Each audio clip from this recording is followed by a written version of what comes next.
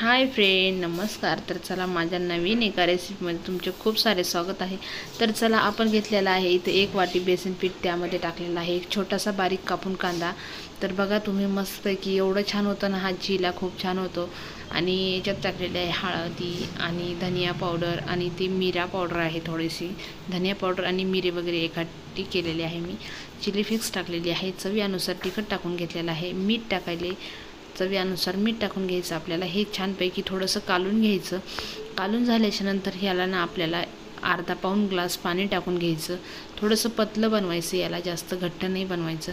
तर तुम्ही बघू शकता, त्याच्यामध्ये मी थोडंसंच पाणी टाकून घेतलेलं होतं पहिले, म्हणजे अर्धा ग्लासलाही कमी टाकलेलं होतं पाणी।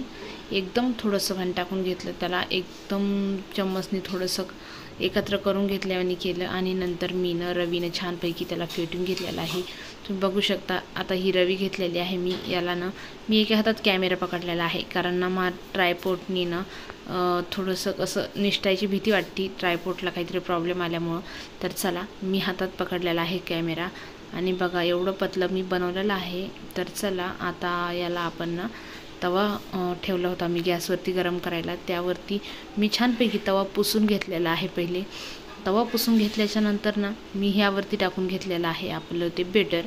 तर तुम्ही बघू शकता, इतकं छान बेटर झालेलं आहे आणि खूप खमंग वास येतोय। असं तव्यावरती पडल्या पडल्या खूप छान वास यायला याचा, तुम्ही बघू शकता। याला मी चम्मचने हलक्या हाताने एकदम छान फैलून घेतलेला आहे। आणि तुम्हाला माहिती आहे का, तुम्हाला जर कांदा नसेल खायचा किंवा नसेल टाकायचा, तर तुम्ही कांदा स्किप करू शकता। खूप जणांना कांदा नाही आवडत, तर कांदा तुम्ही स्किप करू शकता। कांदा आवडत असेल तर तुम्ही जास्तही घालू शकता कांदा, यामध्ये नक्की ॲड करा कांदा थोडासा। आणि बघा, हे ब्रशने मी छानपैकी याला तेल लावून घेत आहे। हे आणखीन सुकलेलं नाही म्हणून खूप चिटकत आहे त्यावरचं बेसन पीठ आपलं। तर बघा तुम्ही, आजूबाजूने मग नंतर मी त्याला तेल टाकून घेतलेलं आहे आणि ब्रशनी छानपैकी तेल लावून घेतलेलं आहे। बघा आपला असा मस्त, तर तुम्ही बघू शकता, तर आपला चिला किती छान तयार झालेला आहे। खूप छान असतं नाश्त्याला, हलका फुलका नाश्ता आहे आणि खूप छान नाश्ता आहे।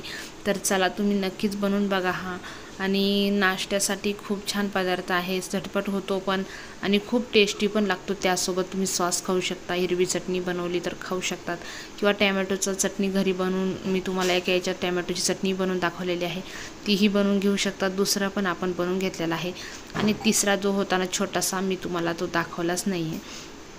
तर बघा, इतके कडक होतात आणि खूप छान होतात। चला, आमच्या चॅनलला लाईक करा, सबस्क्राईब करा, आणि परत भेटूया आपण नवीन काहीतरी घेऊन। तोपर्यंत बाय बाय।